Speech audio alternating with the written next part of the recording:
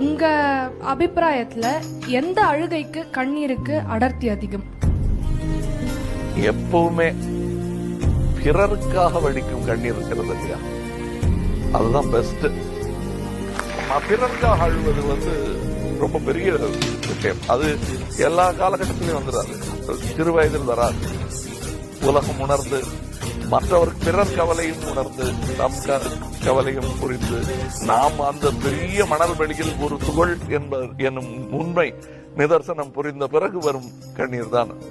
அதற்குத்தான் அடர்த்தி அதிகம். ஒவ்வொரு கண்ணீர் துளிக்கும் கதைகள் உண்டோ? கதைகளை செவிசாய்க்க கடவுளும் உண்டோ? கதைகளுக்கு முற்றுப்புள்ளி வைத்து கண்ணீர் துடைக்க விரல்கள் உண்டோ? உலகம் கண்ட கண்ணீர் பலவிதம். கண்ணீர் துளி எல்லாம் கடலாகும் ஒரு தினம். முன்னால் சிந்திய கண்ணீர் எல்லாம் பாவமாகிடும். பாவங்களை கழிக்க நீ முங்கும் கடல் எல்லாம் பாவமாய் உன்னை முங்கும் கண்ணீர் கடலாகிடும். மனித பிறவி எடுத்தும்